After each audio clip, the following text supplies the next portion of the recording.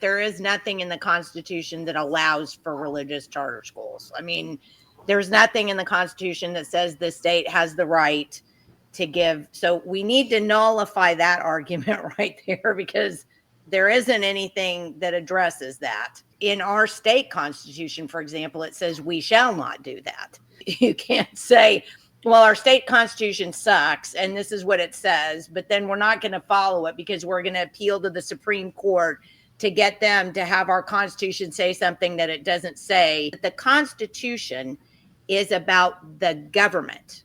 It's about protecting the government, the people from the government. It's not it's not a thing that allows people to do anything. People can do whatever they want. It's a restriction on government.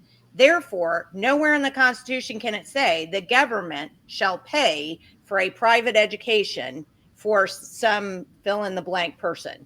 It doesn't work that way. Right. So, and there you're talking about the Article 1, Section 8, the enumerated powers of the federal government. And nowhere in there does it identify expenditure or a Department of Education. Now the federal government can encourage, and they have in the past, they encourage the different levels of education. But to fund or dictate through a Department of Education, that there is nowhere in there giving them authority to do all that. We need to be using that Constitution to bind our government all the time. Bind our government, not allowing our government to help us. Not empower them to take us over and make our decisions for us. And the government's got a check and balance on all these churches with their tax exempt status. And if you start standing up against the government or saying things or being a little radical or whatever, they will pull your tax exempt status. And then now that separation of church and state that's been infiltrated by the government, which over time is only going to get, they're going to put in more and more administrative rules to be able to control these churches.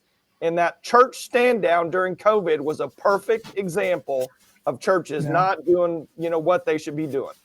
But there's a lot of churches out there that are actually intentionally violating that Johnson Amendment and being proactive in engaging in political discussion and saying, hey, IRS, we just crossed your line. What are you going to do about it? Yeah. Because they need to, because the IRS can't do anything about it, because the church, the pastor, they still haven't lost their First Amendment right of free speech. They want that to happen. Yeah, and this is where we're kind of going with that whole school thing. Your First Amendment right to free speech is independent of your state government paying you to have that. Yeah. And that's where we get all mixed up with this thing. And that's where I want to be 100% crystal clear with. Yeah, they may be standing up and saying, IRS, sue me they should not be taking money from the government, period.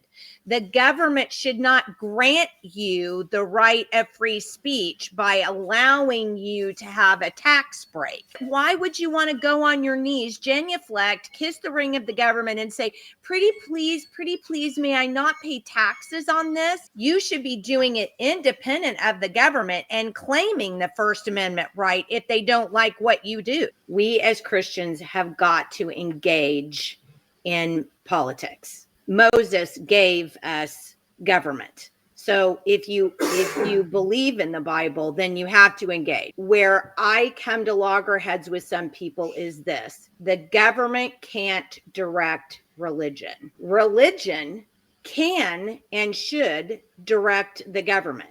But we do that through putting people in place who have a biblical worldview, who will go and do what they can to limit our government to the Constitution that was created. That's what we're supposed to be doing. But to take money from the government, which is money from all of us, and put it into a private religious school or give it to a church or to do that is picking and choosing religions, which is going to end up getting us into a world of hurt.